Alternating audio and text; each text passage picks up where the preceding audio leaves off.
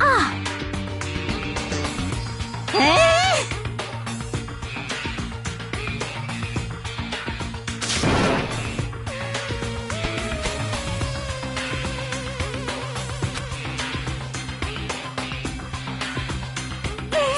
What the heck?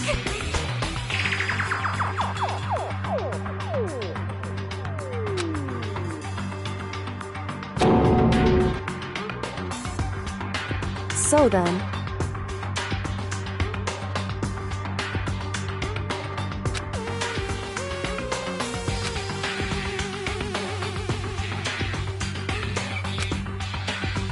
So... Actually... Goodbye.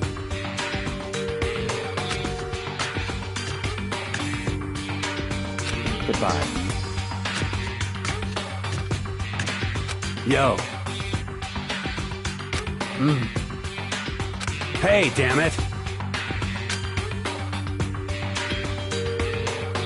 You're fucking dead!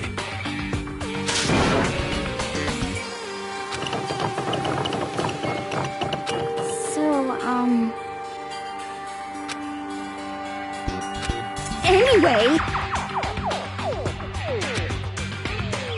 This is very suspicious.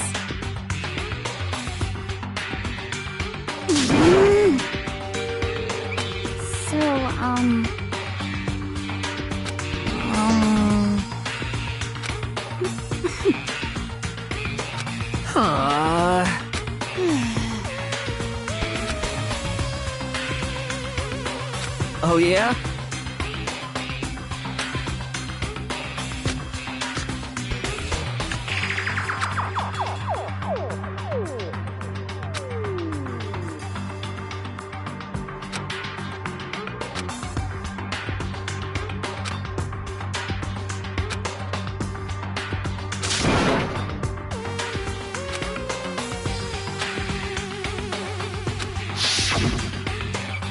Execution is execution.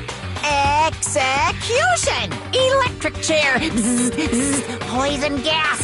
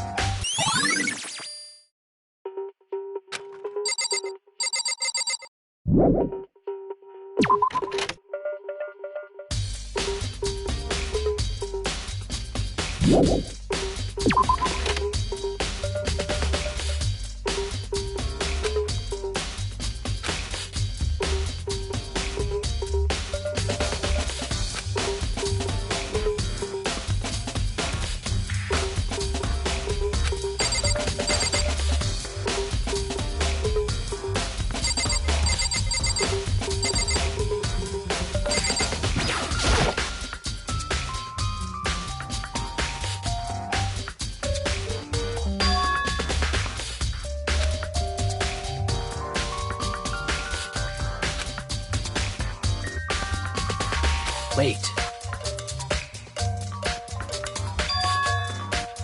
Huh.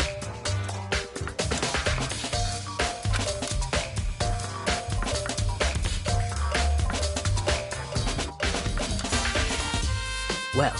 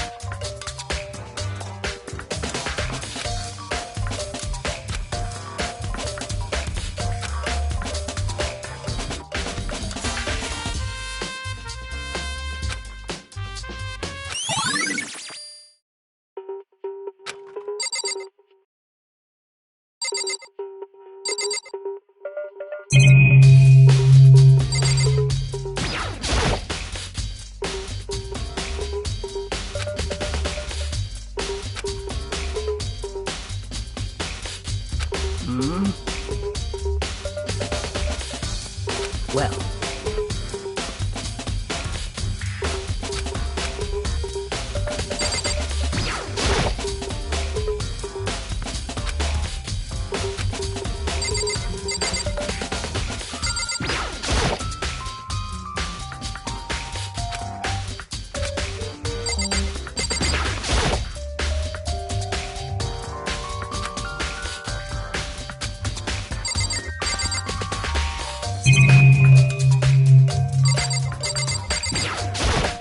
By the way,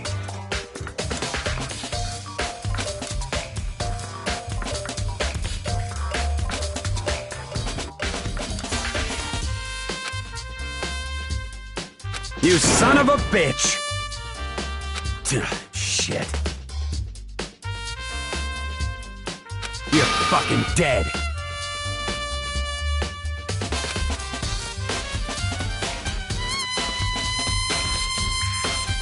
Yo.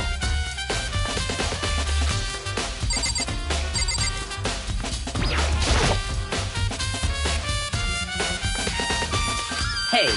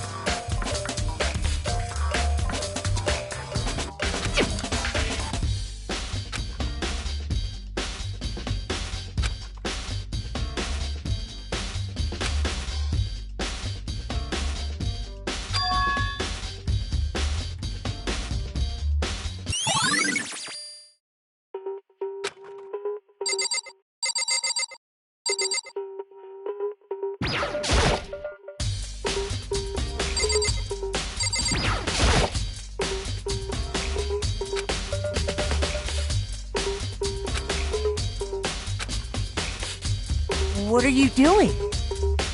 Isn't it obvious? No, not really. I'm searching. Searching? Did you lose a contact or something?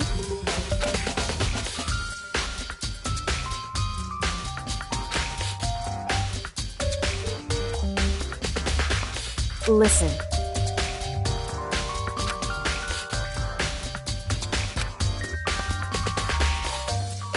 I see. Hey.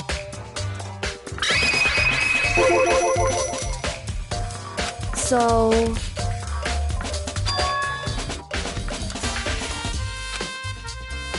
Indeed.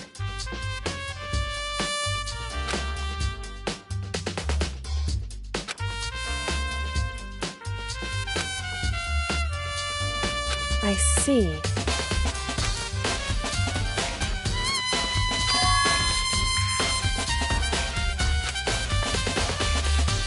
Well?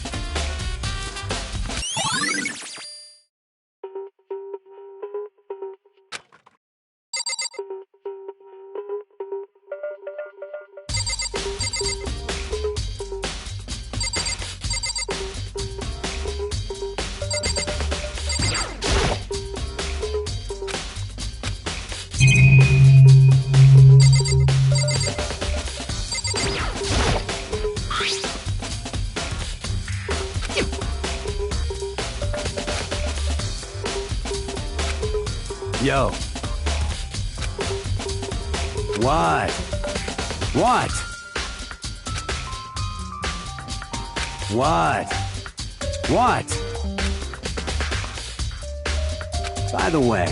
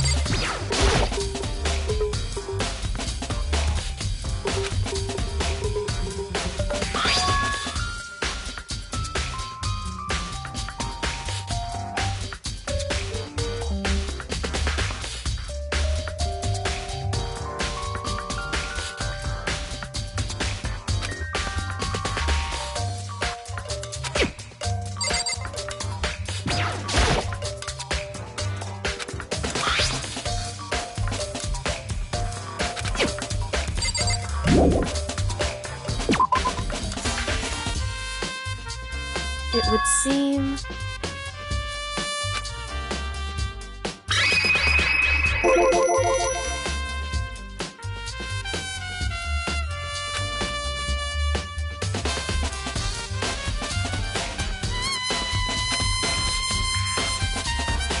Right.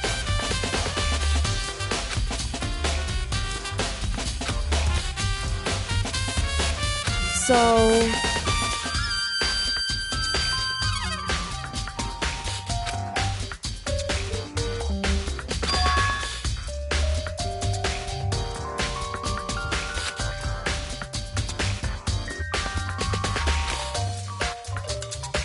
Well...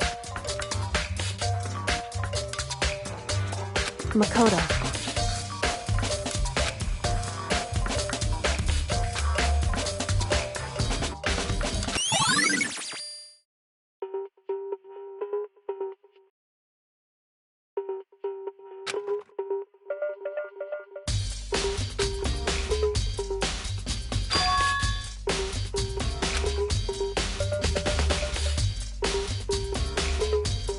Makoto.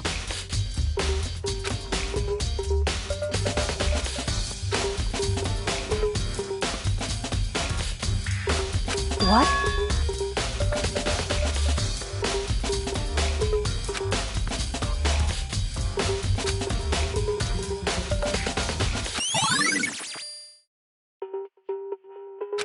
Correct.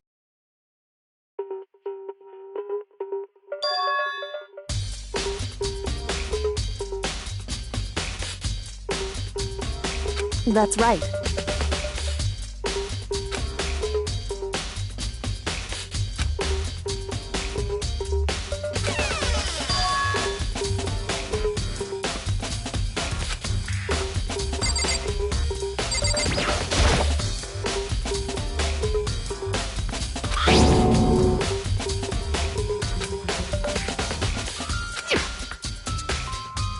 It would seem...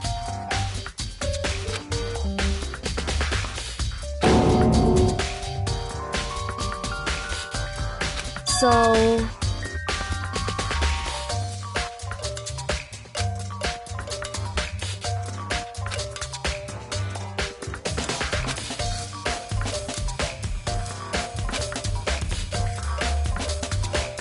Just a second.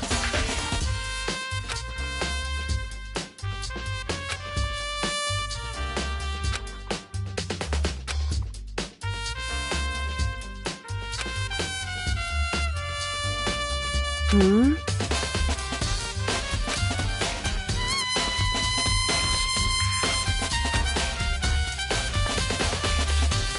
I see.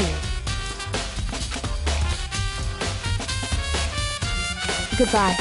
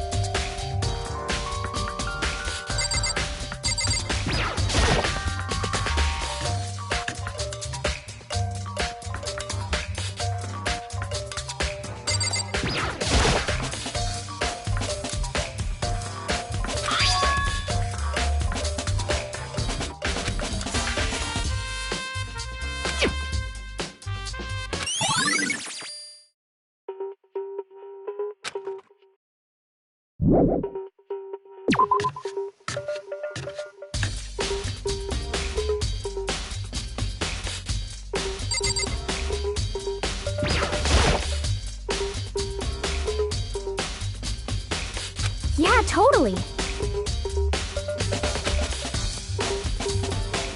That's right.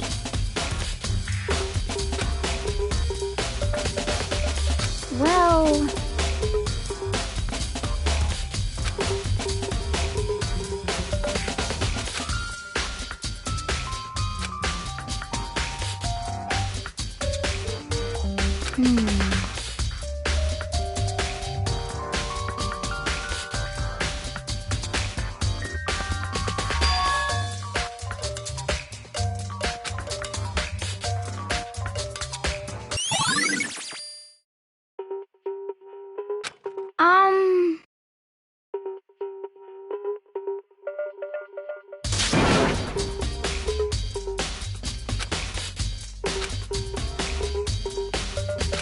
I mean...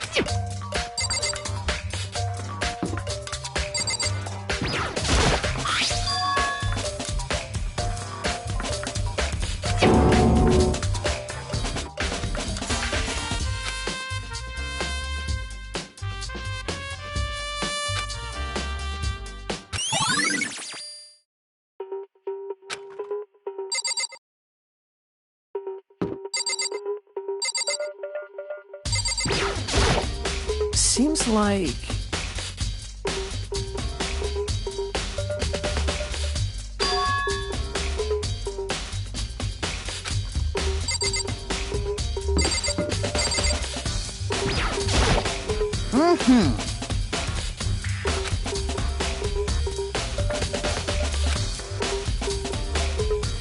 Most suspicious.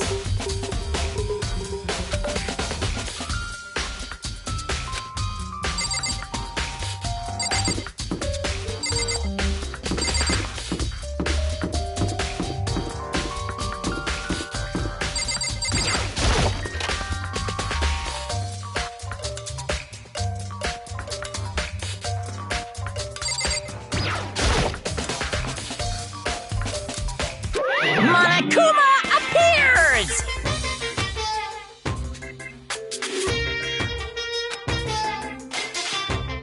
No, no, you can't go any further!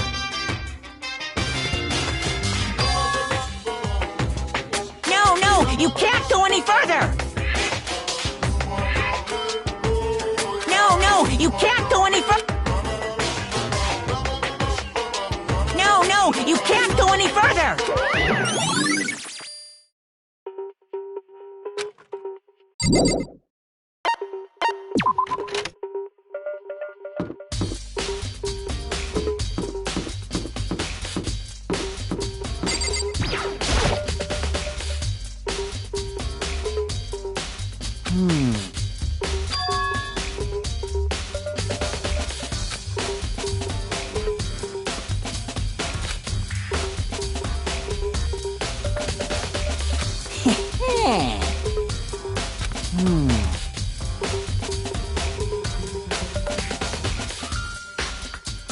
Here we go!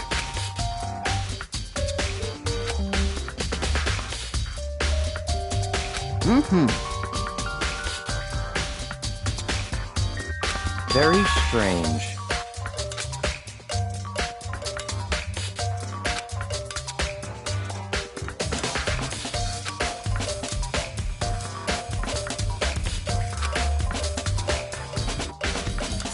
So, in other words,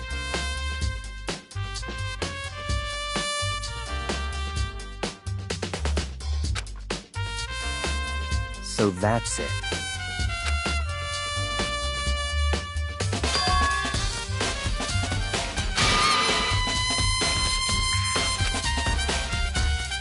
Hey, listen!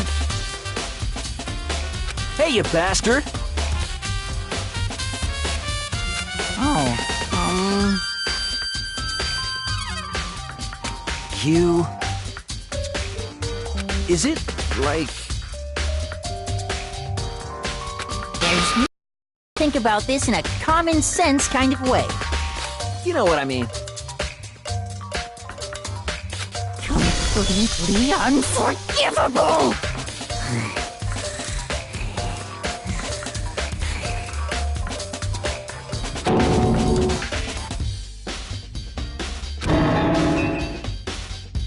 Give me a break.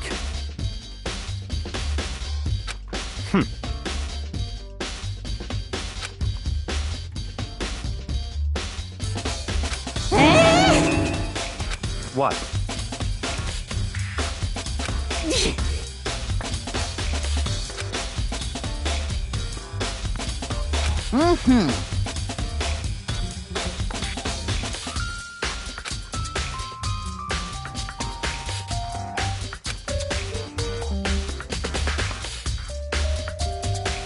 You got it!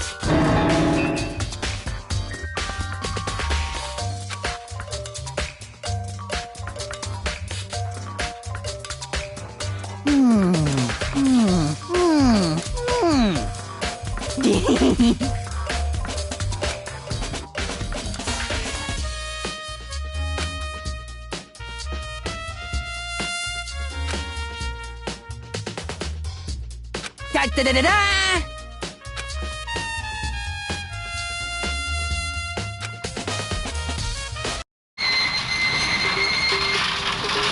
Mr. Naegi! Without a doubt!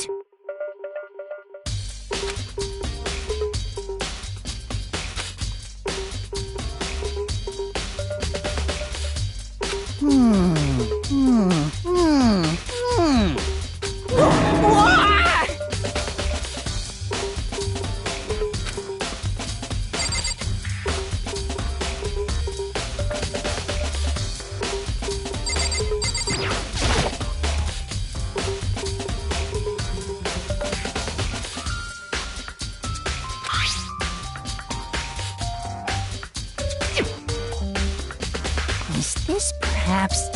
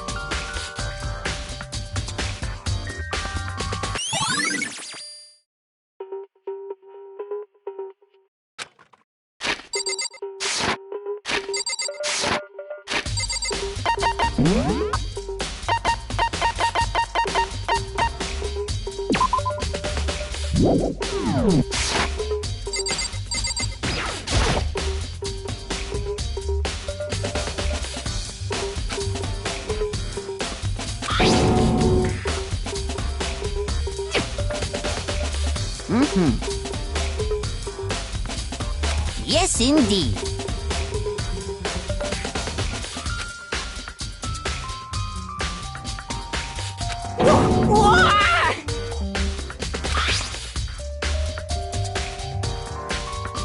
Was it a fairy?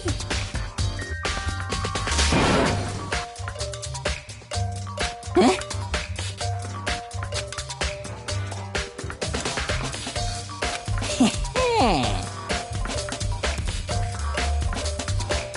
I feel as if...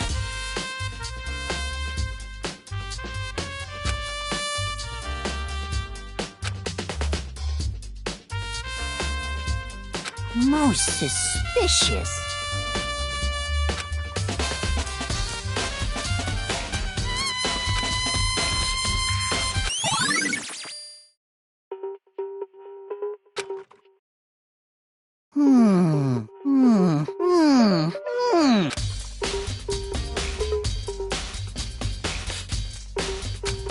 Completely unforgivable!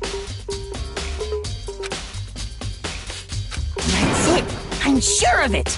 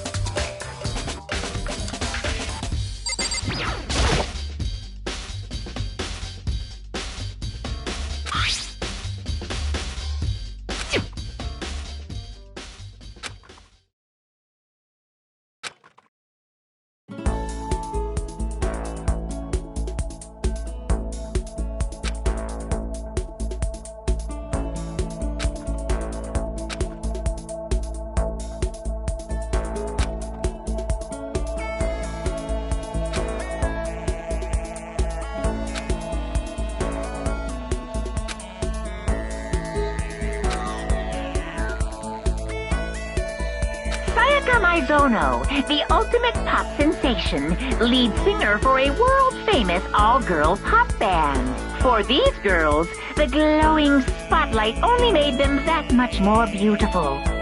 But then...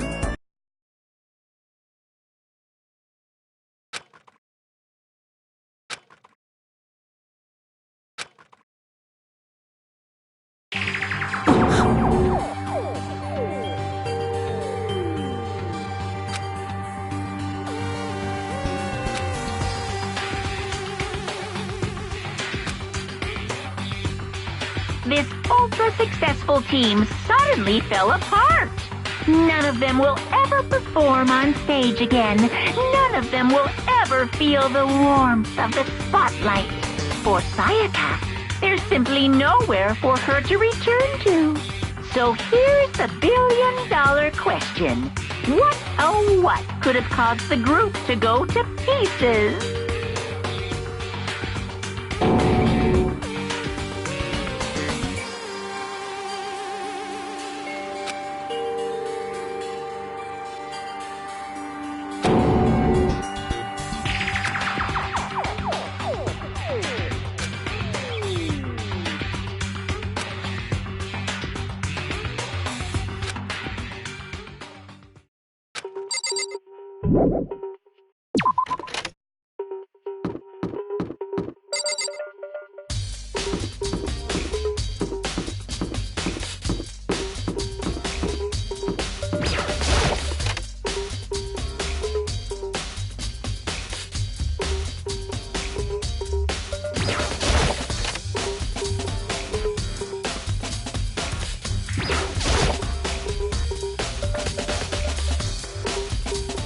Huh?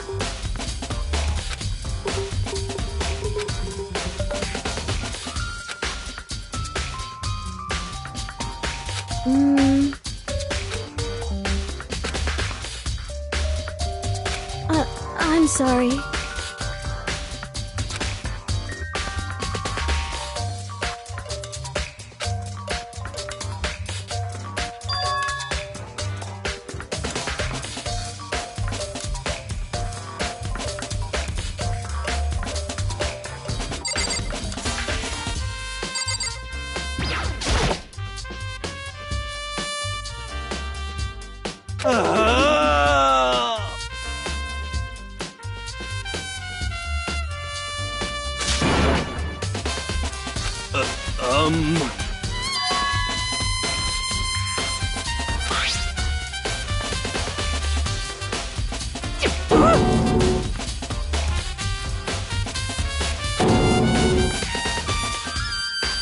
What the heck?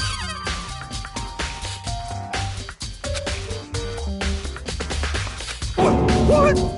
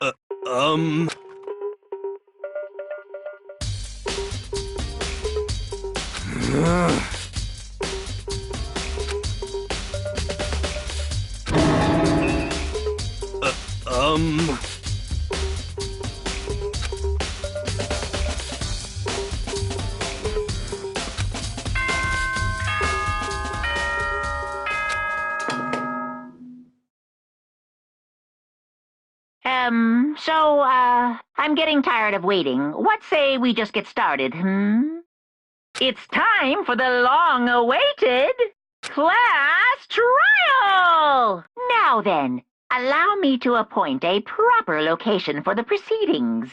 Please go through the red door on the first floor of the school. See you soon!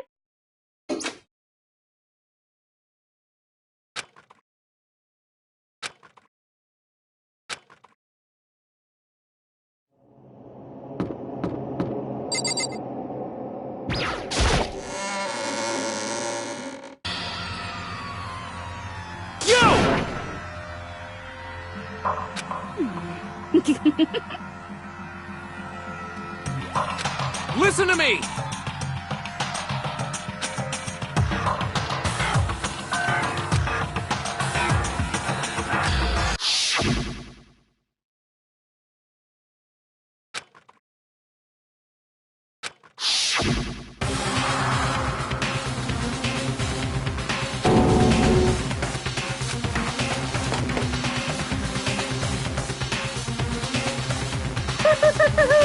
Is everyone here?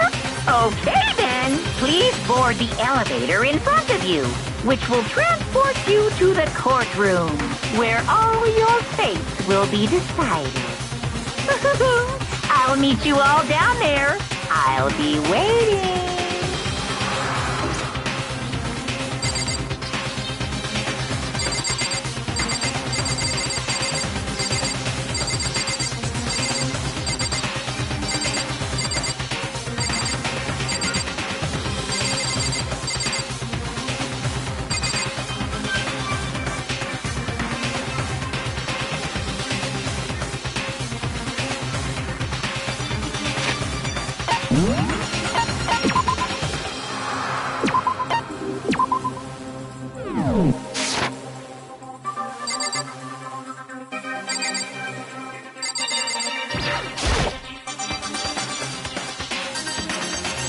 Well then.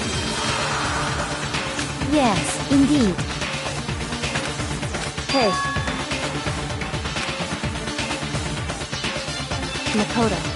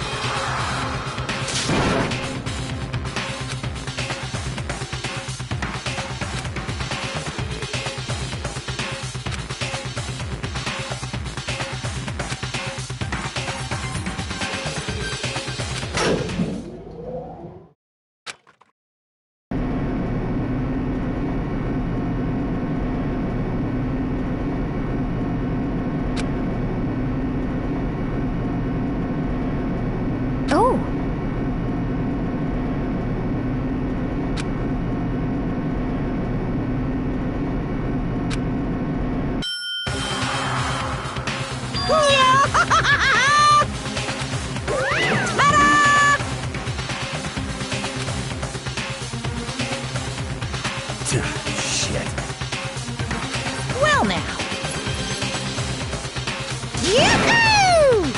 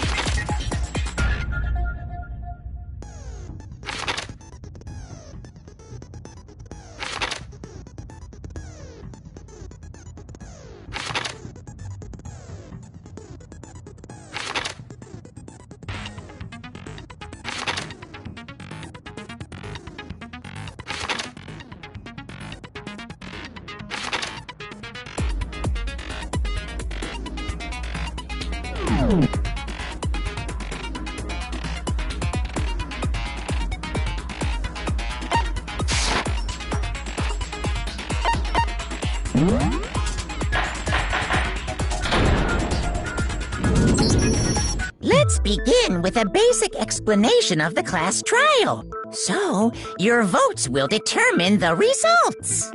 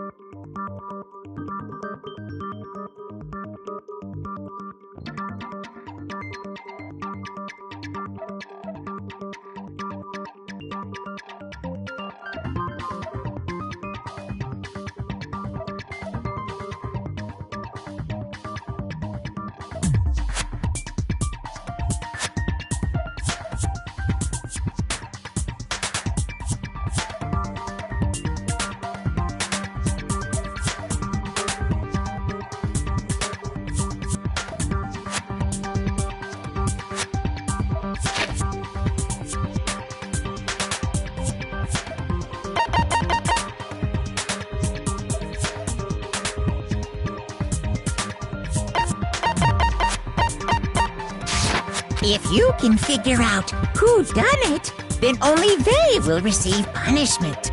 But if you pick the wrong one, then I'll punish everyone besides the blackened, and the one that deceived everyone else will graduate. And the killer really is one of us, right? Of course! Okay then. Everyone, close your eyes. And whoever did it, raise your hand. Don't be a goddamn idiot. Why the hell would they raise their hand? Before we move on and start the trial, can I ask a question real quick? What's going on with those pictures? I'd feel awful if they got left out just because they died. Friendship penetrates even death's barrier. Friendship penetrates? Okay, but what about that other empty seat? There were only 15 of us to begin with, so why are there 16 seats? Oh, no reason. It's just that our little courtroom here can technically fit up to 16 people. Okay, that about does it for the preamble. Get ready to get started. First up is the case summary. Now, let the class trial begin!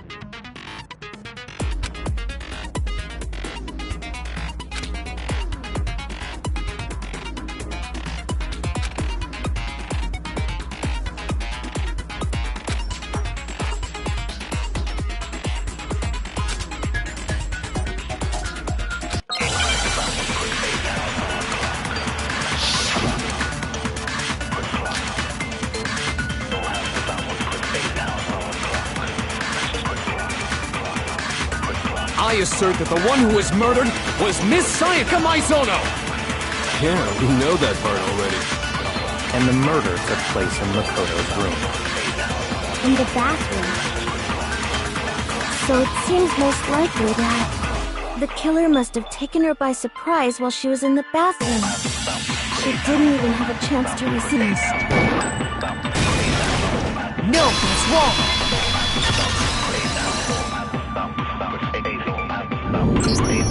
Just a second, Chihiro. Try to remember how my room looked.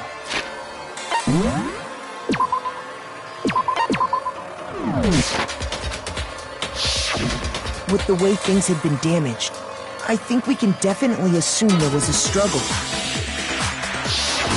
A struggle? Between who and who? Between Sayaka and the killer, of course. So you're saying Sayaka wasn't caught by surprise in the bathroom? She must have been attacked in the main room first. Then, she ran to the bathroom to try and hide. The killer followed her in, and that's where they finished the job. That much should have been obvious after taking one look at the scene. It shouldn't even need explaining. Sorry. Okay, so what's next?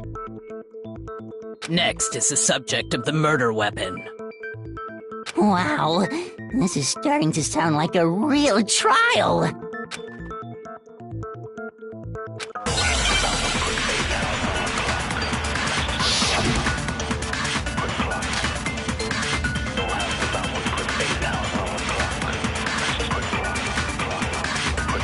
So what was used to kill her? There was some kind of sharp object thrust into her stomach. Without a doubt, that is the murder weapon. So the killer used some random knife they had on him. How could anyone do something like that? That son of a bitch!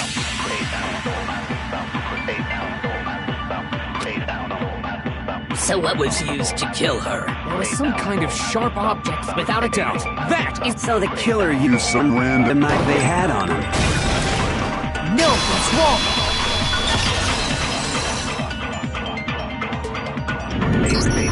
No. I do think it was a knife, but not just any knife. I'm almost positive it was a kitchen knife. Huh? A kitchen knife? After the murder, we discovered that one of the knives from the kitchen was missing. Which means that knife must be the murder weapon. Oh, yeah. I guess that makes sense. You could sort of see the weapon sticking out of her stomach. And if you look real close, I could totally see that being a kitchen knife. Okay, so the murder weapon was a kitchen knife, but where does that get us? I mean, we all know Makoto killed her, right? That's right. Makoto's room was the scene of the crime. What more proof do you need? Hold on a second. Let's draw our conclusions after we presented our arguments. Otherwise, what's the point of the trial? Well, we can talk all we want. It's not going to change that conclusion. I don't think that's true at all. I'm sure if we keep at it, something new will reveal itself. You really believe that?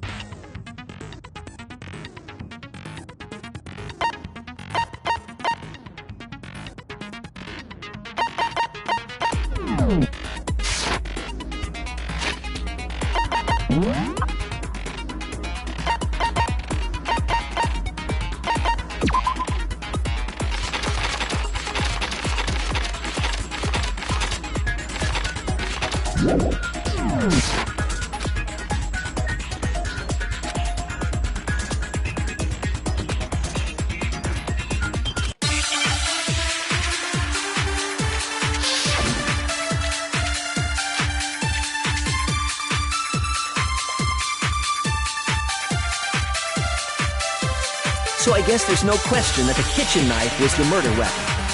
But where does that get us? Makoto must have taken it from the kitchen, right?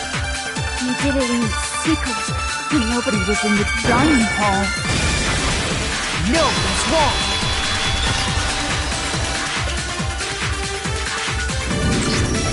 Okay, wait. Hold on. I didn't take the knife from the kitchen.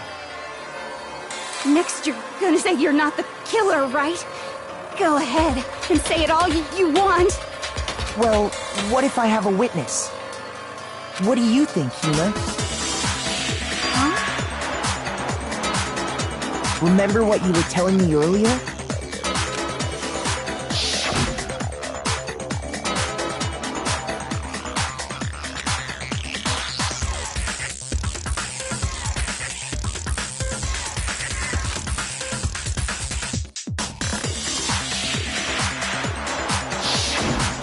Just to be perfectly clear, the knife disappeared while you were in the dining hall, correct? Yeah, that's right. And at any point while you were there, did you ever see me come into the dining hall? No, I don't think so. You don't think so? No, he definitely wasn't there. The knife disappeared while Hina was in the dining hall, but I wasn't there the entire time. In other words, there's no way I could have taken the knife. Okay, then what about this?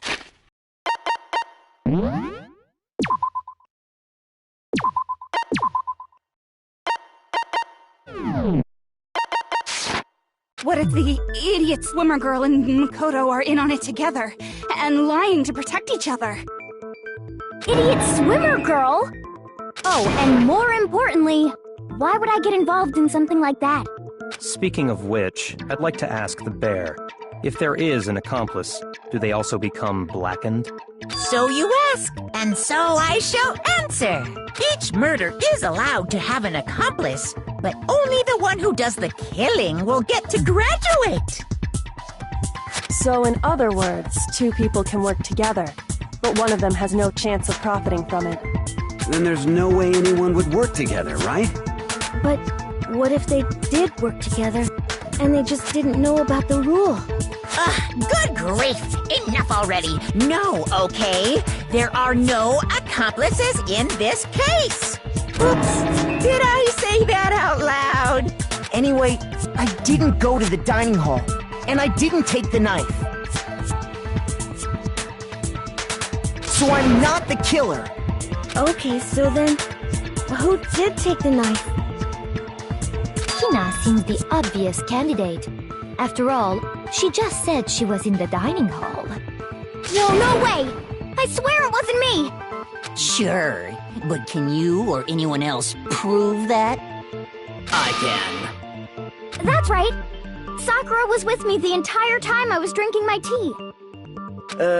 I hate to have to ask, but just to be sure, Sakura's... Me. Right. But then, couldn't either one of them have grabbed the knife? Actually, no. Because, well... Just spit it out already. I stayed in Hina's room last night.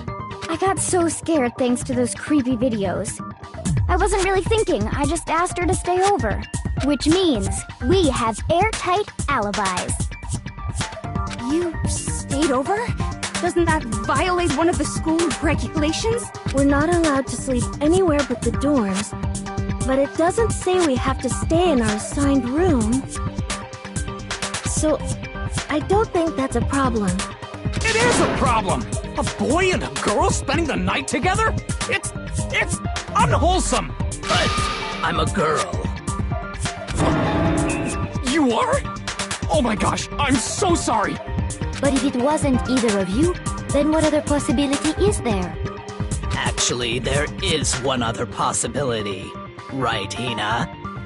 Oh, yeah, that's true! One other person did come to the dining hall while we were there. Why didn't you say so in the first place? Well, because... they're not here anymore. Sayaka. She's the one who came to the dining hall. And then later, she wound up dead.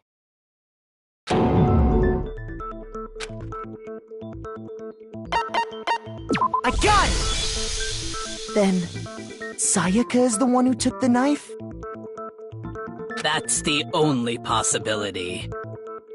And thinking back on it, she was acting kind of unusual. When she came into the dining hall, she didn't even look at us. She just went straight to the kitchen. As she left, she said she just wanted a drink of water. But most likely... And the person who took the knife was the victim herself.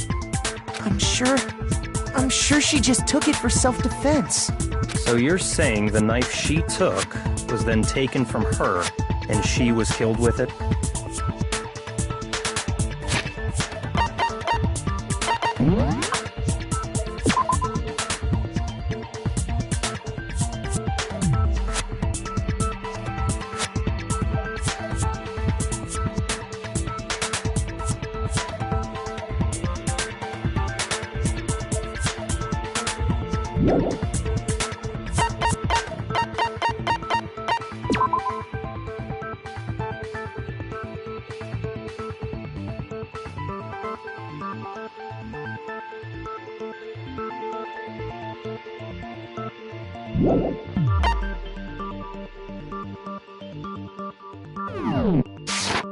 In that case, you may not have taken the knife, but you still could have killed her. What? See? He did do it after all! No! You're wrong! So, that's how you would twist the argument and send us all off in the wrong direction? You possess a most terrifying talent.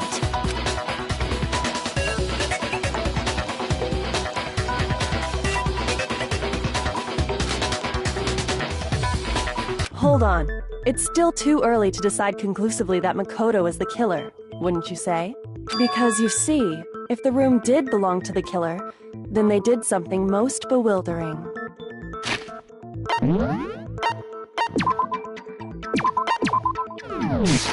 And until we unravel that little mystery, you simply can't declare that he's the killer. Bewildering? What the hell are you talking about? Something was missing from the scene of the crime that by all rights should have been there. You know what I'm talking about, don't you?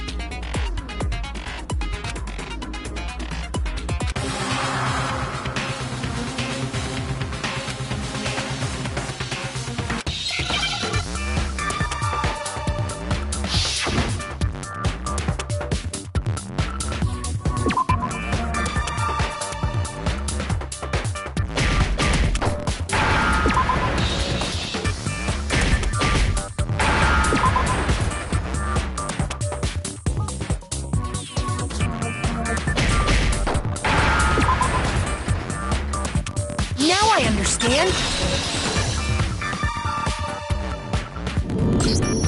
That's right! There wasn't a single hair on the floor!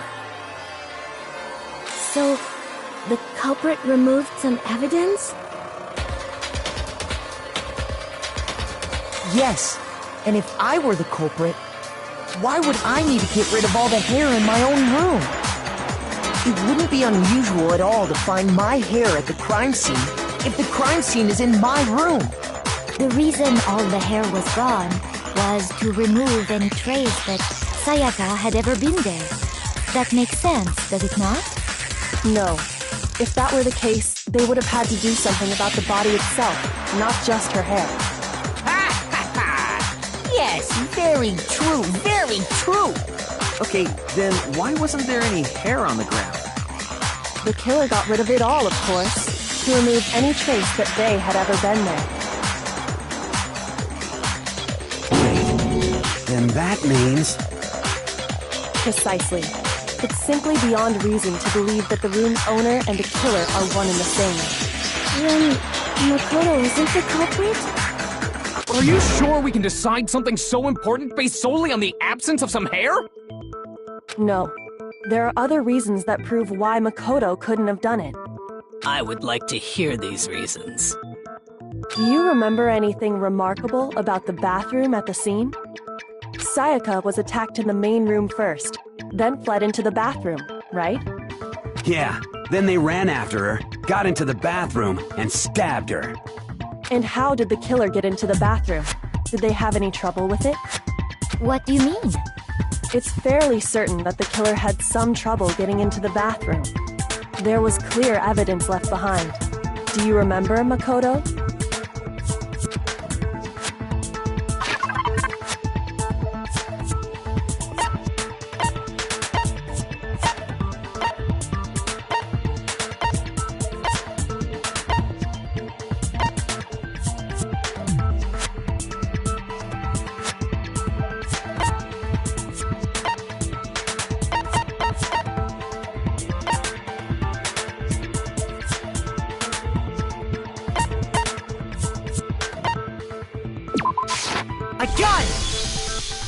Evidence that the killer had trouble getting into the bathroom. You're talking about the doorknob, right? Huh? The doorknob? What doorknob? The doorknob for my bathroom. It was completely broken. See how the top part was unscrewed? And the doorknob's about ready to fall off? Oh yeah, true. But what does it mean? In trying to bypass the lock, they ended up nearly removing the entire doorknob. This is another most bewildering act for the room's owner. It proves Makoto is beyond suspicion. So what? You're saying he wouldn't break the door in his own room? But if the only choice you have is to break it, you break it. There's nothing bewildering about it. You still don't see? Okay then. Let's take another look at how the incident unfolded.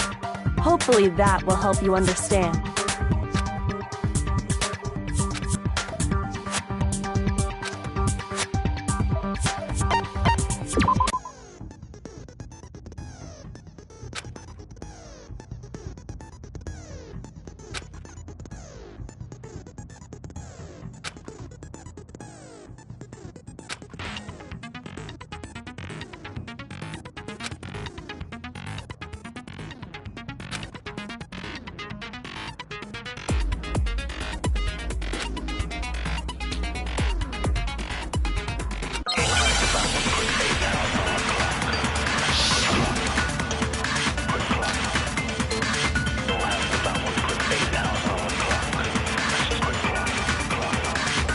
The incident took place in Makoto's room.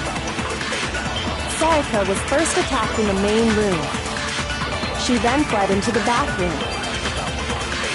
Then the killer ran after her. And they got into the bathroom.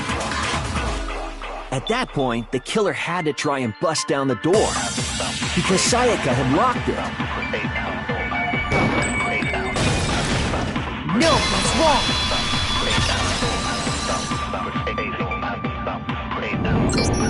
The reason my bathroom didn't open wasn't because it was locked.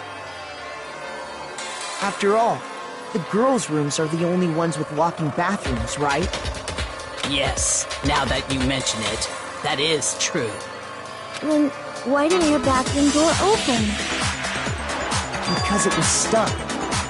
Huh? What are you talking about? My bathroom door doesn't fit in the frame quite right. Monokuma over there can testify to that. Yup, true as true can be. But you know, you're supposed to be the ultimate lucky student, right? But to have such a cruddy door, that's not lucky at all. So the reason the door didn't open was just because it was stuck. But the killer didn't know that and assumed it was locked. So they tore apart the doorknob to get in. Okay, but then why would the killer even think the door was locked in the first place? Everyone should have known you can't lock any of the boys' bathrooms. The killer could easily make that mistake, thanks to one important detail about the scene of the crime.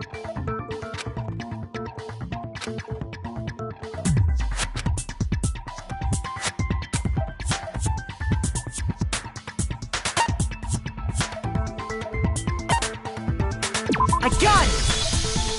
The killer must not have realized that it was my room. What? Are you saying the culprit didn't even know where he was? That's inconceivable! And yet, he's absolutely right. Say what? Well, to be more specific, what the killer didn't know was that Makoto and Sayaka had switched rooms. Which is what led to the misunderstanding about the bathroom. If Sayaka had been in her own room, then there would have been a lock on the door, and they would have had to break through! So they had no idea how unnecessary their actions were. Ultimately, we can't know if it came open by force or simply by accident. But the killer must have been considerably confused, with no idea how they actually got the door opened. Regardless, it was a pointless act. Wasting time trying to break down a door that wasn't locked is... Definitely something I wouldn't do, since I would have known exactly why it wasn't opening, right? That is a definite possibility. So the killer would have to be someone who didn't know they'd switched rooms? Then Makoto couldn't have done it. Okay, then who did do it? I'm sorry, but I give up! Quit without saving! But what happens if we can't decide on who we think did it? Well, why don't we just vote right now? Majority rules!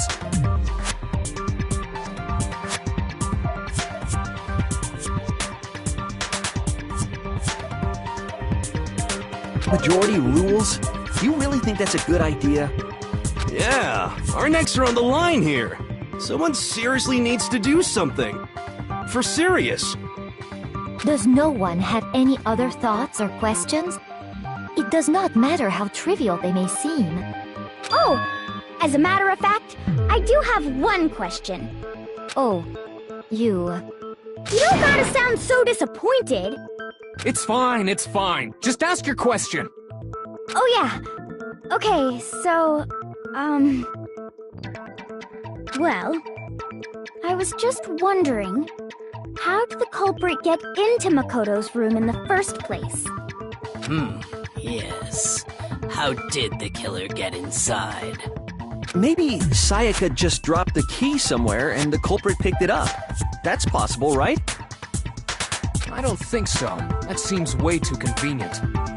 Then maybe someone picked the lock? Negative! If you remember, Monokuma made it quite clear that the locks are all unpickable. Fine. How about this? The killer got in the easy way.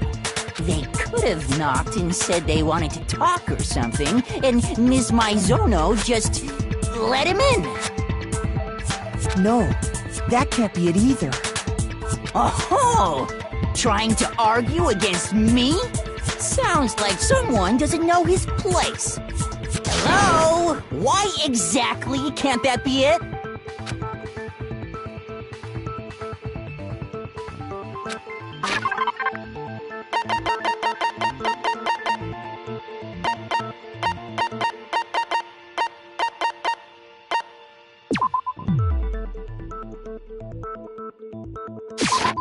gun!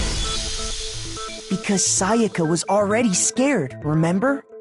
That's why she asked me to switch rooms in the first place.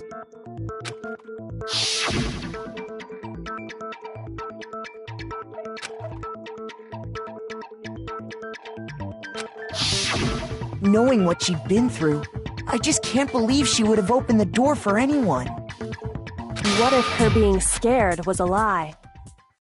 Huh? Well, what the hell is that supposed to mean? Why would she lie about something like that? I know you don't want to consider it, but look at this and tell me. Can you still deny the possibility?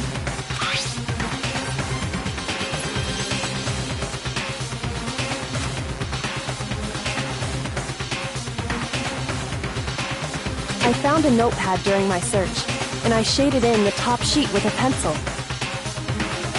And these are the words that appear. Oh man! I've totally seen people do that on detective shows. When you write, it can leave an imprint. Sketch over the next sheet of paper, and you can see the words. When I saw that, I was like, holy crap! I better make sure I rip the paper out before I use it from now on. It's a pretty old-fashioned technique, but even the classics can be surprisingly useful sometimes. Oh, and I should also mention, I found the notepad on the desk in Makoto's room. Huh? Which means only someone who had been in Makoto's room before the incident could have written it.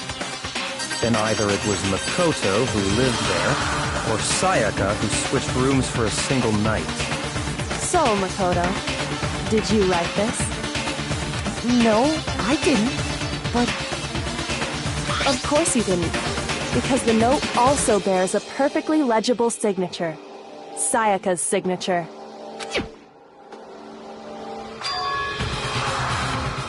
But why?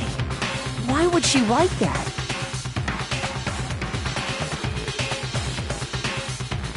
The note was likely her way of getting in touch with a certain someone. She must have slid it under their door to let them know she wanted to meet with them in secret. If you got an invitation like that from the ultimate pop sensation, what young man could resist? Of course, I'm only into 2D, so it wouldn't have any effect on me! But can we be sure anyone even got this note? And honestly, even if they did, I do not think they are at all involved in what happened. Huh? What makes you say that?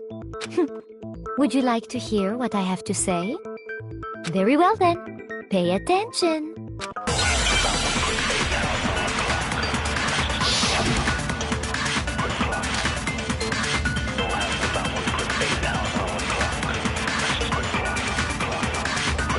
Sayaka and Makoto switched rooms, correct? But in the note, the place they were asked to come to, it specifically says, my room. I see. So if someone read that note, then they would have gone to Sayaka's room. Exactly. The room that Makoto was staying in. So in other words, even if someone did read the note and did what it said, they would not have any connection to what happened. It certainly would seem that way.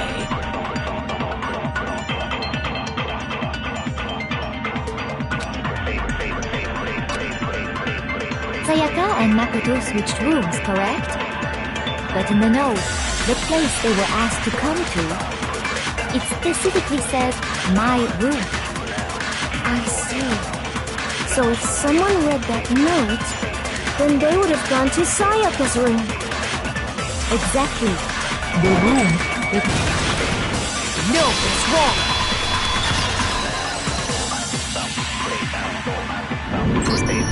The nameplates on Mai and Sayaka's rooms got switched. They got switched? That's right. The nameplates got switched, just like the rooms themselves. As a result, the nameplate on Sayaka's room actually had Makoto's name. And the nameplate on Makoto's room had Sayaka's. So what you're saying is, the room Sayaka was staying in was actually marked as her room. Then, If someone did do what the note said, they would end up at Makoto's room where Sayaka was. Plus, their rooms are right next to each other, so switching the nameplates would be no problem. And the one who switched the names was... Well, of course it wasn't you, right, Makoto? Right? Okay, then who did it? I got it! Me and Sayaka were the only ones who ever knew about us switching rooms. So the only other person besides me who would even know to switch the nameplates was Sayaka. You can also infer as much from her note.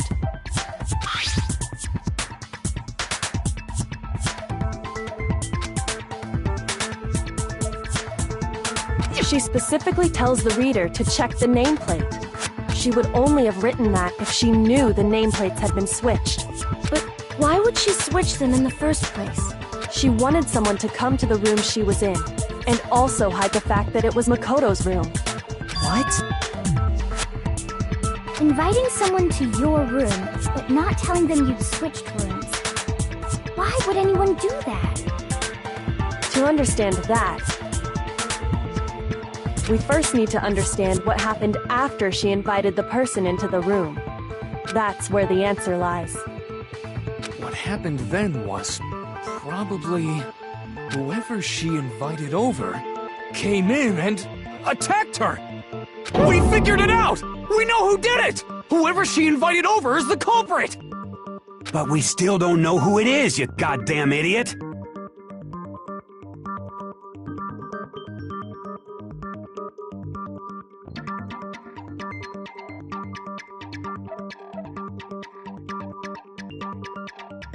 Sayaka fought with her killer there in the room, yes?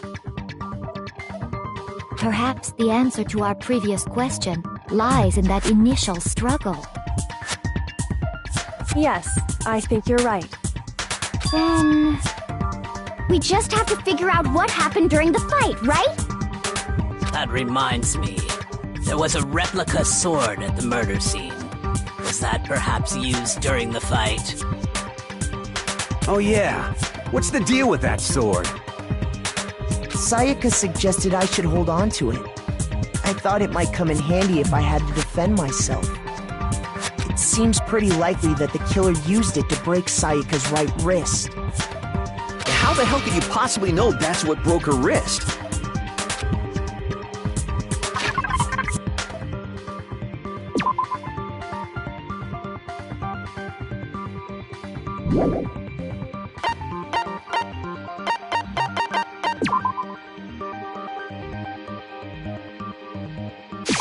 I got it! All you have to do is take a good look at her broken wrist, and it should become pretty clear.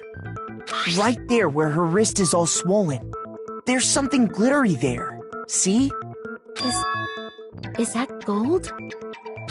It sure is. Specifically, the gold coating from the replica sword. You barely have to touch that stuff, and it'll stick right to you. And there's some on her wrist because... I got it! Because she got hit with the sword! Right there on her wrist! I see. And so the truth draws ever closer.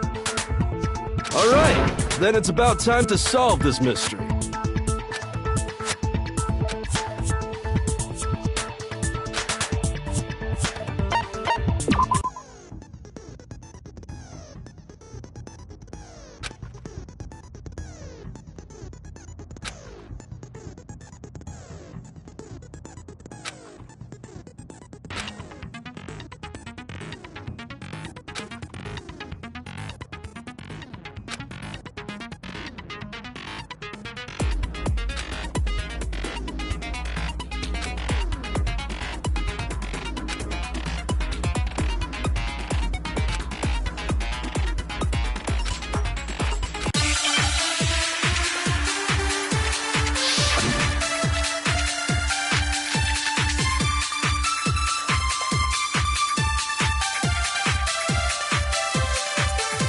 When the fighting broke out, the culprit grabbed the sword, and that's when the first blow was dealt. sword-based sneak attack. And that's what broke Miss Mizono's wrist. So, she tried to fight back. She grabbed the kitchen knife she had hidden away. But then the culprit took that from her too. And they killed her with it. And that's exactly what happened.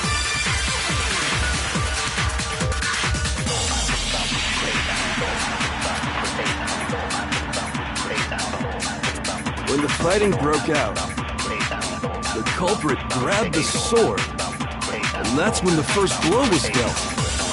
A sword-based sneak attack. No, that's wrong.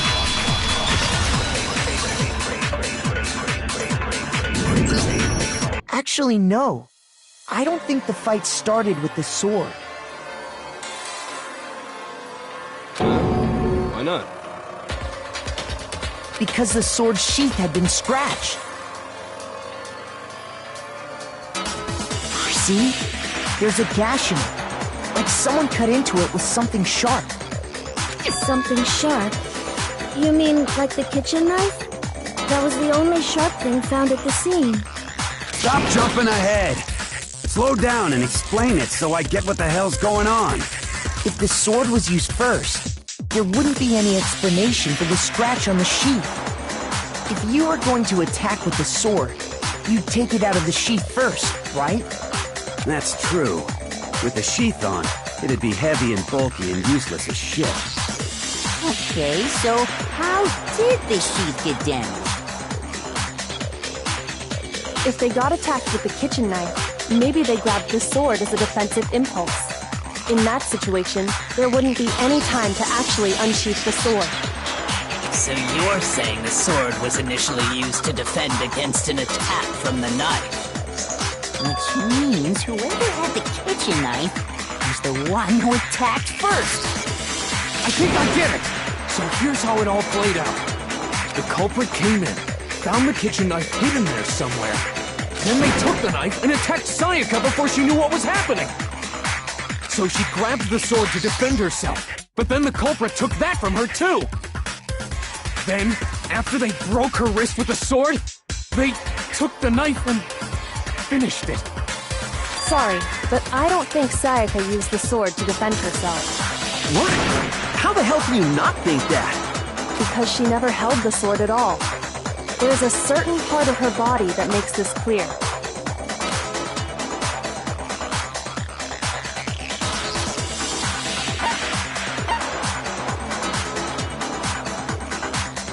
I got it! You're talking about her palms, right?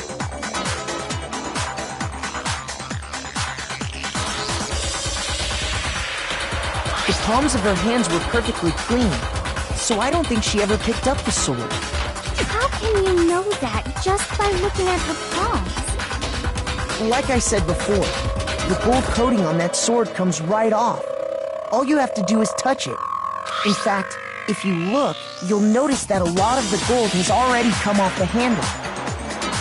It's safe to assume that's because whoever used the sword got some of it on their hands.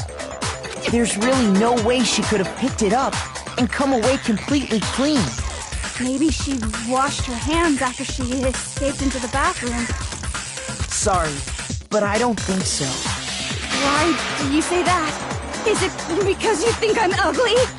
No, that's not it at all.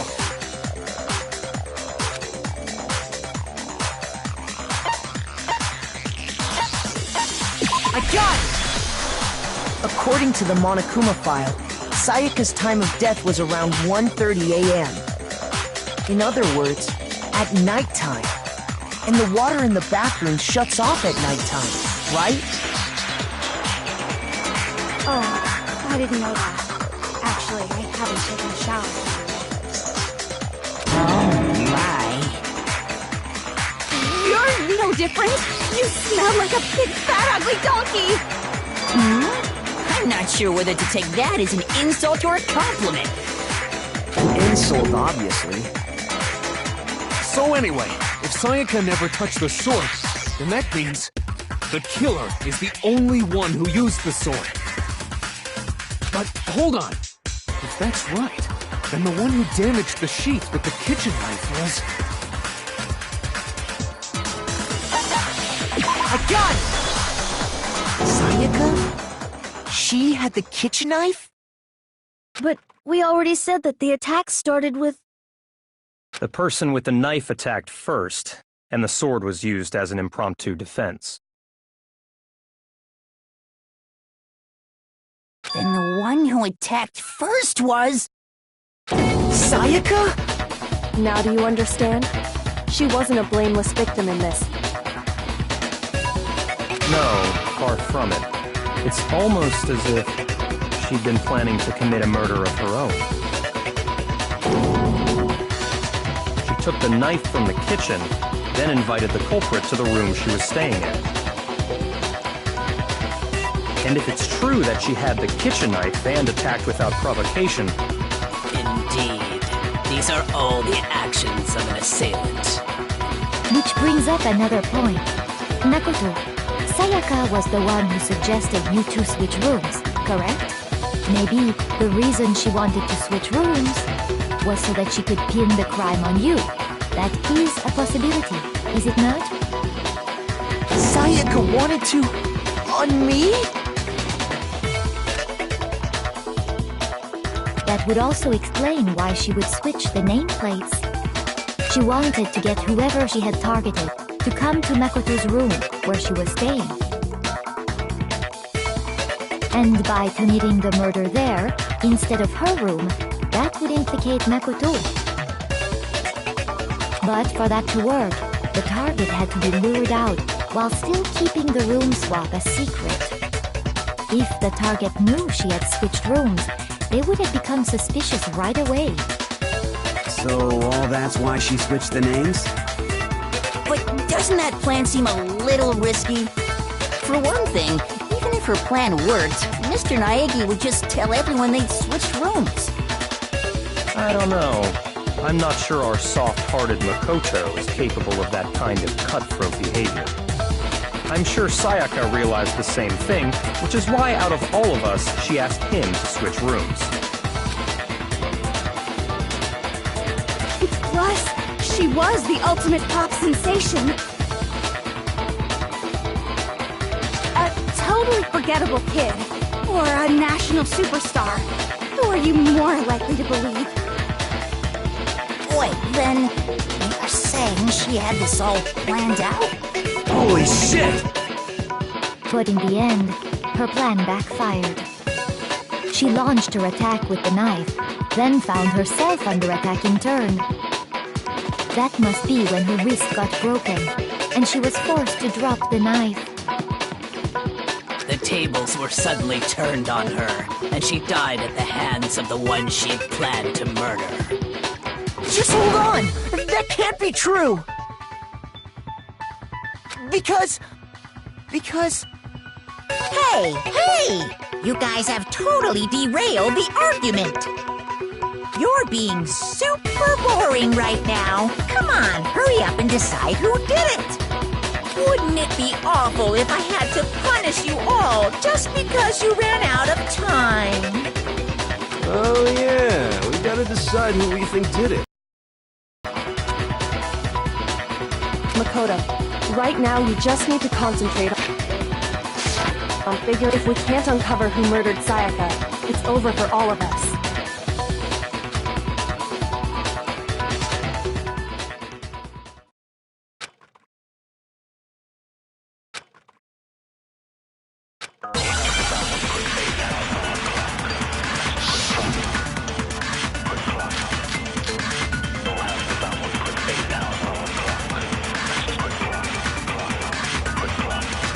It's easy just to say, hey, decide who did it.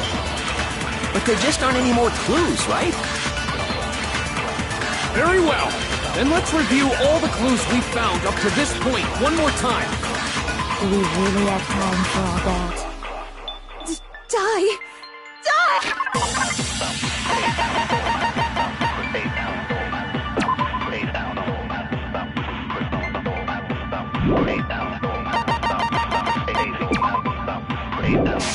Hey! If we don't do something, we're all gonna die!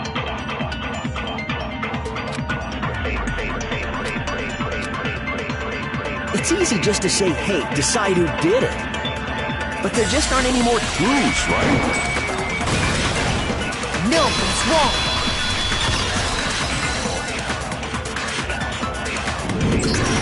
There still might be one clue left. Sayaka's dying message. Dining? Wait, what did you say? The dying message. She wrote something on the wall behind her, remember? 11037. Written in her own blood. There must be a clue about the killer hidden in there.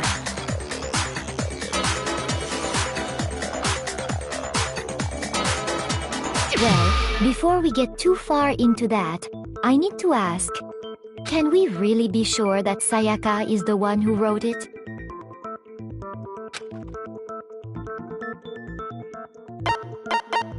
I got it! Her left index finger had blood on it. That could only be because she used that finger to write the message. I see. She broke her right wrist during the fight, so she'd have to use her left hand to write. Sure. I think we can all agree Sayaka wrote it. But still... what the heck do those numbers mean? 11037? Hey, Chihiro. You're a computer nerd or whatever, right? You should know all about numbers and shit. No, that's not... Yes, I'm a programmer, but I don't see any kind of meaning in these numbers. Of course. It's because they're not numbers. Oh, yeah, it looks like... Huh? What? No, it's just... look at the numbers, assuming they're not numbers. Don't these first two, 1-1, look less like two numbers and more like one letter? Ah, you're right. The connecting line is barely there, so I assumed it was 1-1, but... looking at it now, you could also read it as an N. Whoa, you might have finally just said something worth a shit. Our little gray cells are really getting excited now. But even if that really is an N, N037, doesn't make any more sense than before.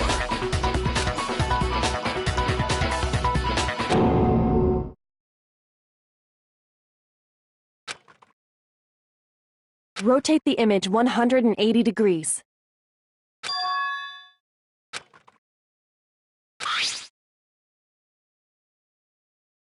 Oh my god.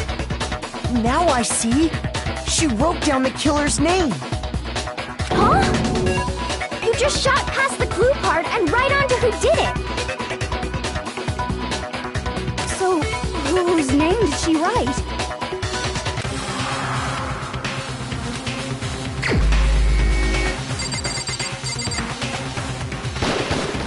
Here's my answer. The key to solving this mystery was simply to rotate the writing 180 degrees. If you turn the message around, it becomes the letters L-E-O-N. L-E-O-N, or more accurately, Leon. What the hell are you talking about? It's just a coincidence. It's just a bunch of random squiggles that happen to look like my name. No, it's not random at all. She wrote that message on the wall behind her as she was leaning up against it. In that position, she couldn't move to write normally, and had to write upside down, as it were. And as a result, when you look at it standing in front of her, it ends up getting flipped. Try it for yourself if you want. Write something sitting like her, and the letters will be inverted.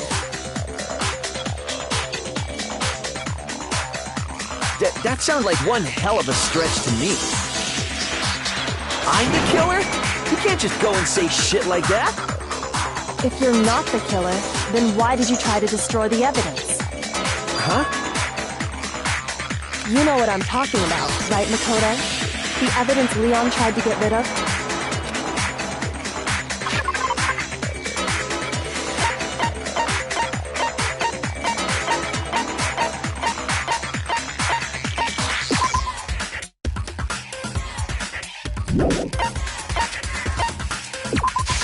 I got it! You mean the burnt shirt piece I found laying on the ground by the incinerator, right? As the killer stabbed Sayaka, they must have gotten some of her blood on them. And to dispose of the shirt covered in the victim's blood, they threw it into the incinerator. But one piece burned off and got left behind. And the killer didn't notice. If they had, they most certainly would have panicked. Isn't that right, Leon? But is one scrap of fabric enough to conclude that Leon is guilty? Yeah, I mean, Leon's not the only one wearing a white button-up. That's right! There are plenty of other people here with shirts like mine. With just that one little charred piece, there's no way you can say for sure who it belongs to.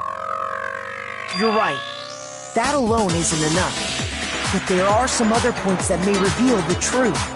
Are you finally starting to understand? The answers to all the riddles are right here. Yeah, I think so.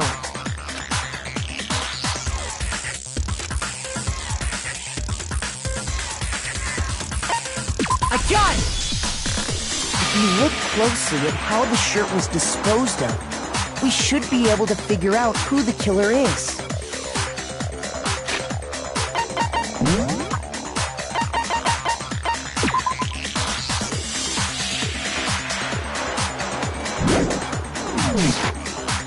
Oh yeah, that's a good point. I think I know what you're gonna say. You can't reach the incinerator without opening the gate in front of the trash room, right? And obviously, you wouldn't be able to hit the switch to turn it on either. You'd need the key to get in, and the one with the key was the person on cleaning duty. So the killer had to be whoever was in charge of taking care of the trash, right? Interesting.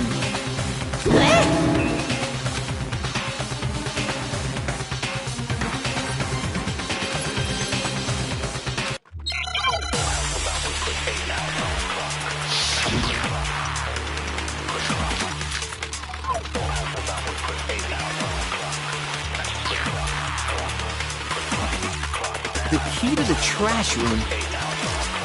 Whoever was on cleaning duty must have had it, right? So the only one who could get to the incinerator was the person in charge of the trash? And you'd have to get close to the incinerator in order to No, it's wrong!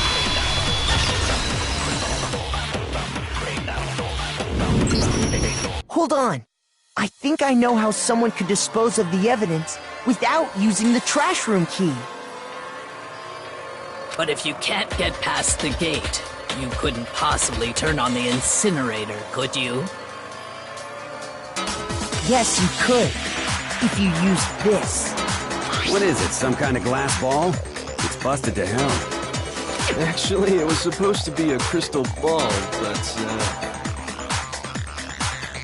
But how would you use it?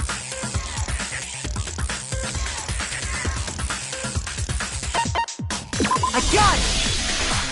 The killer simply took aim at the incinerator switch and threw the ball through a gap in the gate. All they had to do was hit that switch, and the incinerator would come to life. Going through a gap in the gate? Remember what you said before, Hifumi?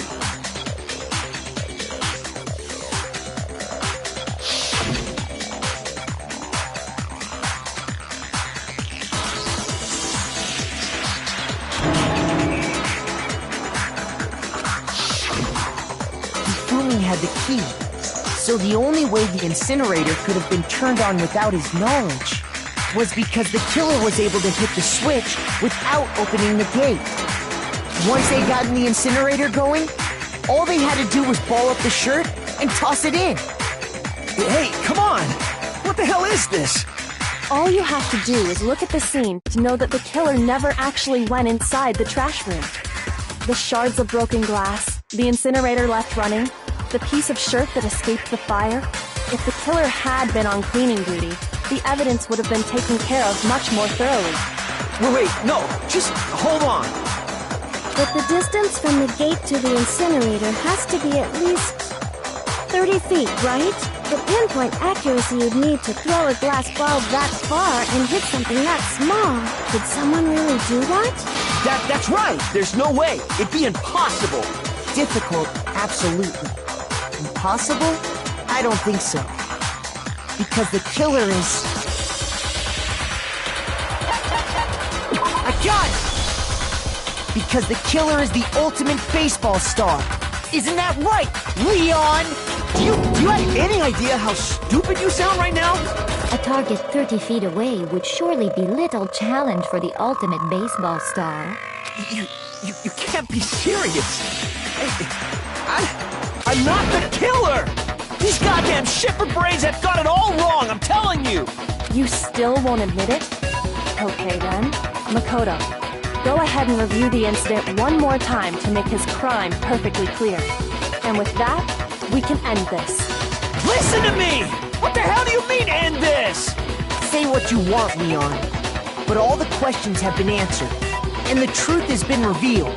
Now here's what happened.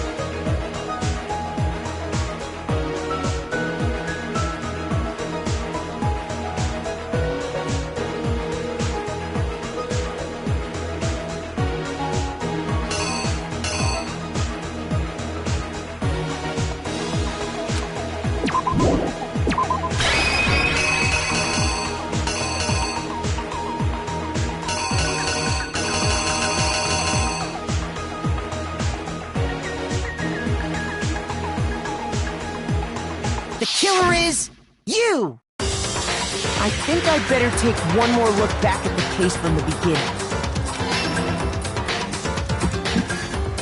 Last night, the killer went to the room Sayaka was in. In other words, my room.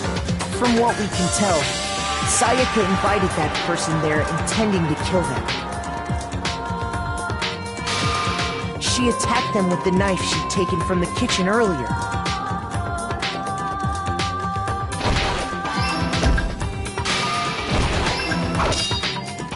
But then something happened that she wasn't prepared for. They grabbed the fake sword I put in my room and fought back.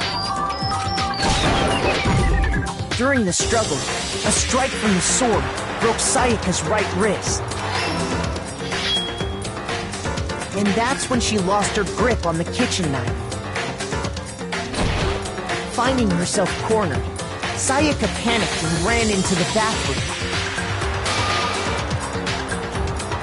The killer went after her, but couldn't get the bathroom door open.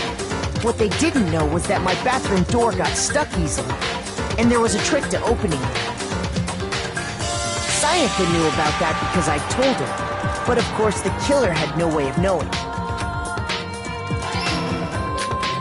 So instead, the killer forced the door open, took the kitchen knife, and stabbed Sayaka.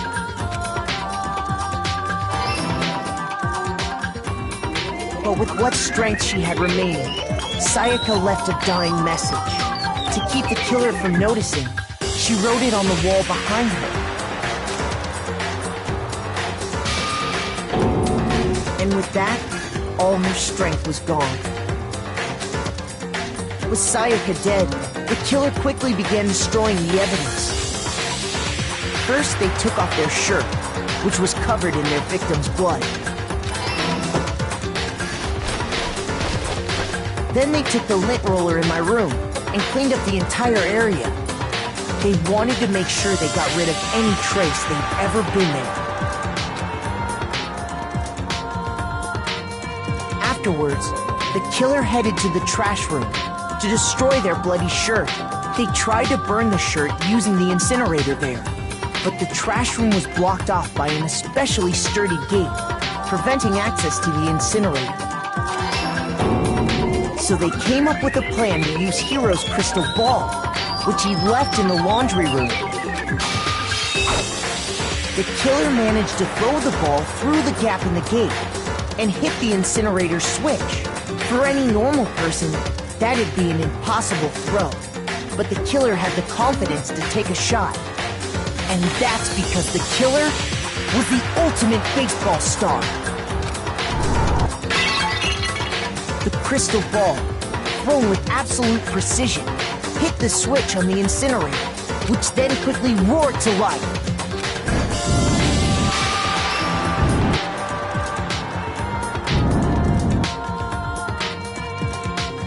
Having destroyed the final piece of evidence, they left the area with, I imagine, a sigh of relief. But there was one thing they missed. Part of the shirt they'd thrown into the fire burnt away and fell out of the incinerator. The killer didn't notice this, and so left behind a piece of indisputable evidence.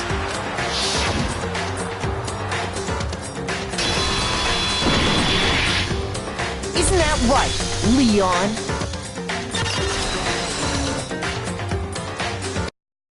It would appear that Hiro simply forgot his crystal ball in the laundry room. You went there to try and wash the blood out of your shirt, and that's where you saw it, right? Seeing the ball, you thought of a way to take care of everything. So, Leon, do you object to anything that's been said? Do I object? Hell yes, I object! Of course I do! I object! I object! I object! I mean, all of this is just a bunch of stupid theories! You need evidence! Where's the evidence? Without evidence, it's all bullshit! It's bullshit and I refuse to acknowledge it! Well then, I guess this is as good a time as any to present the evidence that proves you did it. Makoto, I believe you're in possession of that evidence.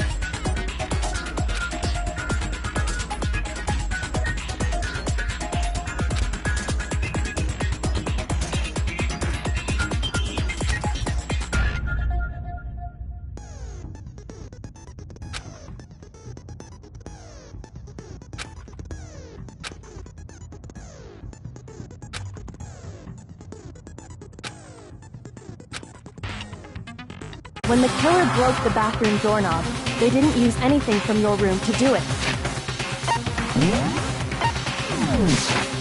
So what did the killer use?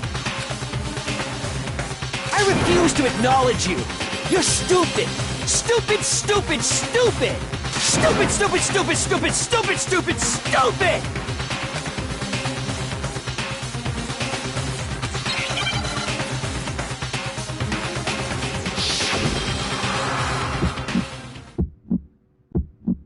Where's your proof? You kidding me? Not a chance! It wasn't me! Stupid! You lie! Shut up! Where's your proof? You kidding me? Not a chance! You lie! Where's your proof? You kidding me? Not a chance! It wasn't me! Stupid! You lie! Shut up! Where's your proof? You kidding me? Not a chance! You lie! Where's your proof? This should prove it.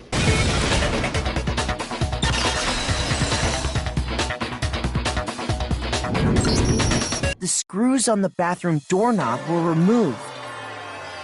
I wonder what kind of tool the killer used to remove them. I mean, it had to be a screwdriver, right? Oh yeah, I'm pretty sure the toolkits we got each had one inside. That must be what he used. There aren't any other tools anywhere. But the toolkit in my room had clearly never been used. That's because the culprit didn't know it was your room. They thought they were in Sayaka's room. Only the boys got toolkits, so the killer naturally assumed there wouldn't be one in there. Okay, then whose toolkit did the killer use? Stupid, stupid, stupid! It had to be their very own toolkit. Stupid, stupid, stupid, stupid, stupid! Leon, would you mind showing us your toolkit? The screwdriver will show some evidence of being used. Stupid, stupid, stupid! Huh? And if you say you used it for something else, you'll have to explain exactly when, where, and why. And let me say this right now. I lost it isn't an excuse at this point. Stupid. Stupid.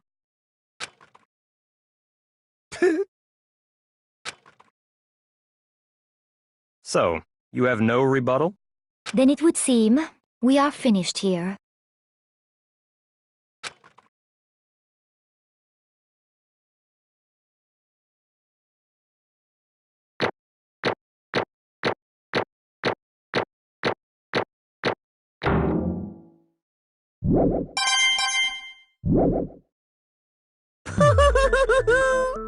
Looks like you've reached your verdict. Then are we ready to cast our votes? You all have a lever in front of you. Use it to make your selection. Oh, just to remind you all, make triple sure you vote for someone. You wouldn't want to be punished for something so minor, right? Okay, then let's get excited! Who will be chosen as the blackened? Will you make the right choice or the dreadfully wrong one? What's it gonna be? What's it gonna be?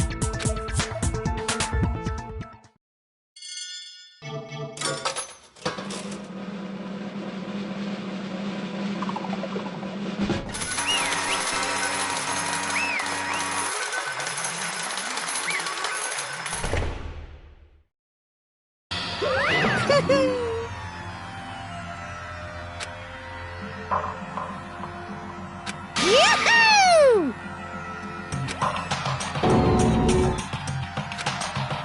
Huh? Hey, hold on.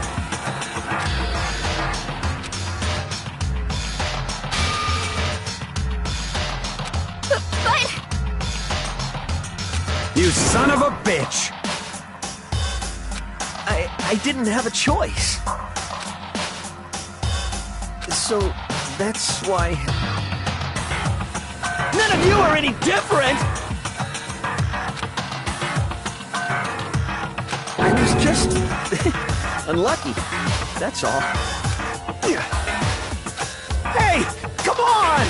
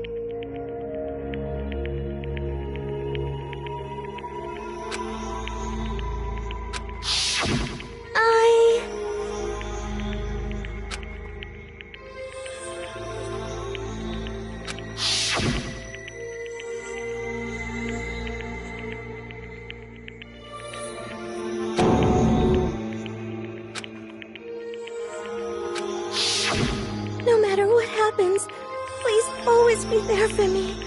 I need you on my side.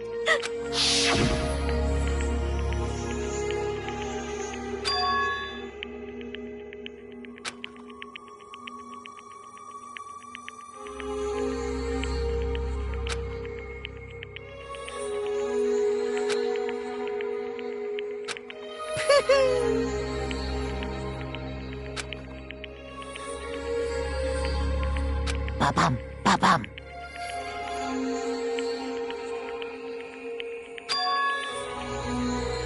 Phew!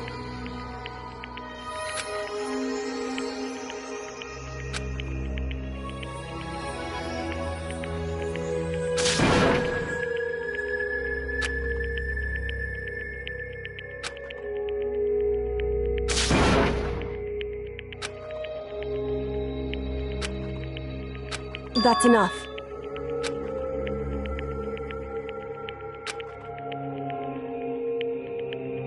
Calm down.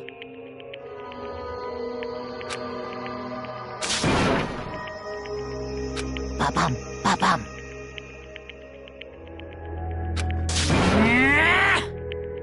Yes, indeed.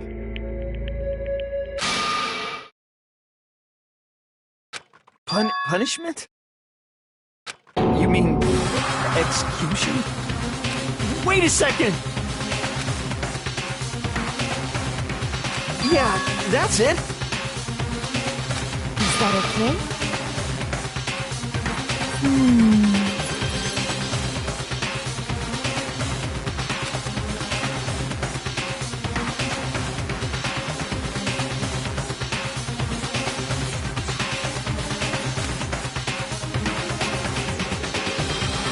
Do you understand?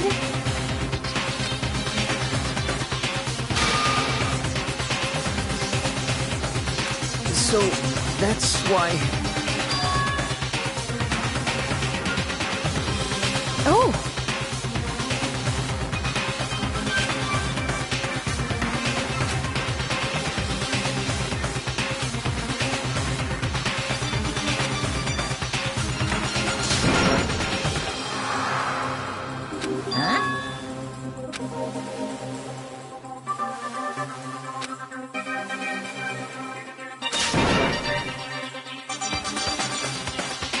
Unbelievable. Hey,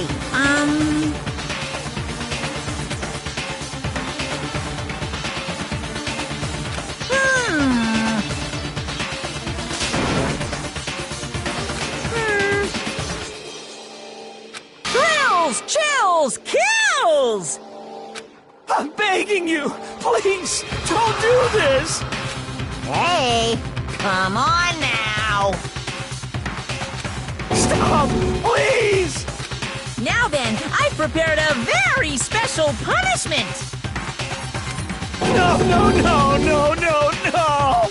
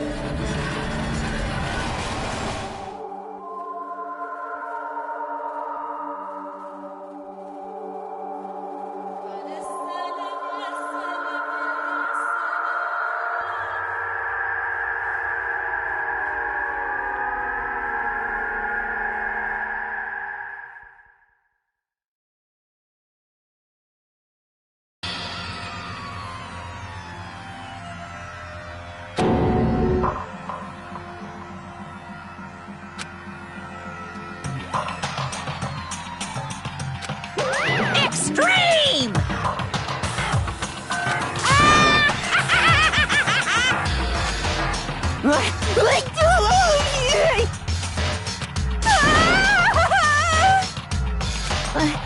I can't take it.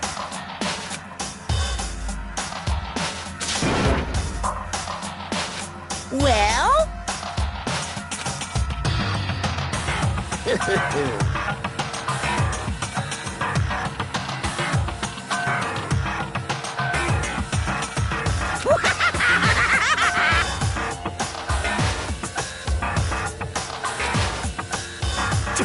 Damn you!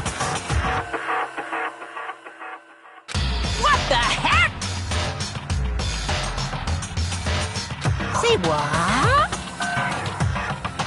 Well... Hey,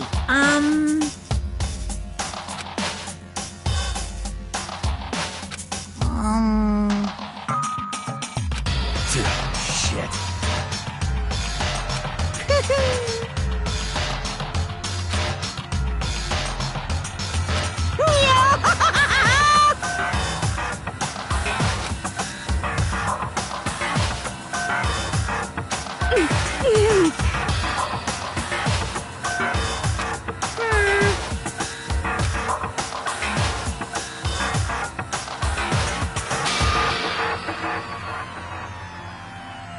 What does this mean? Hey,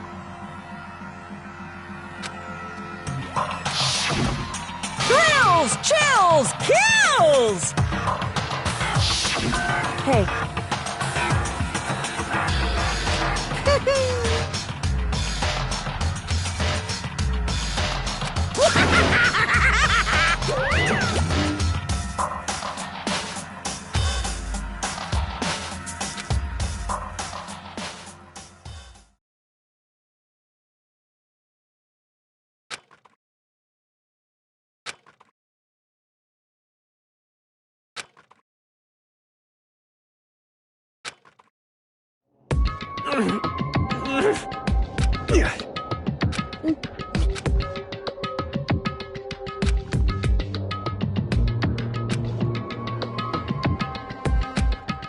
just a second. Makoto.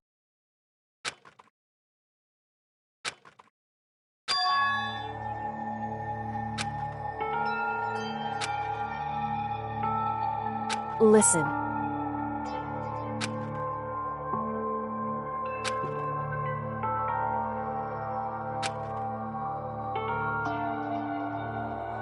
It's true.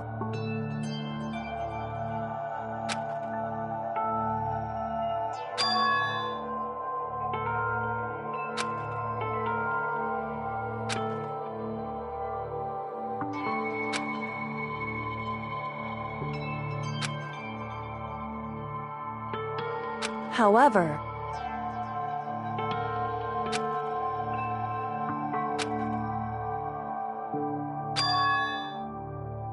so...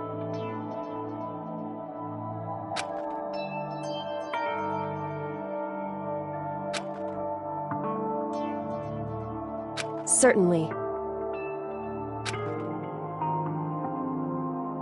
Anyway...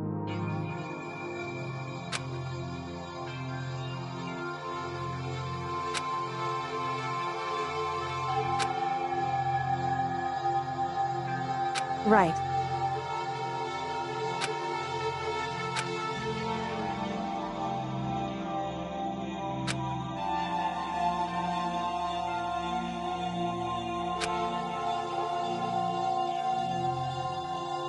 Correct.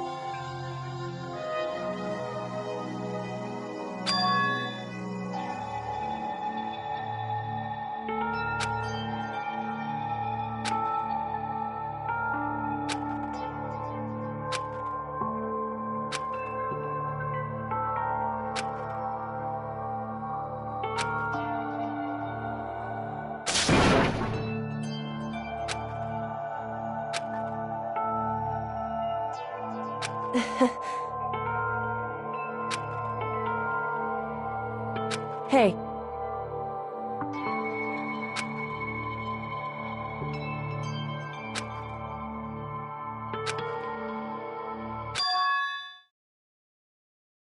What?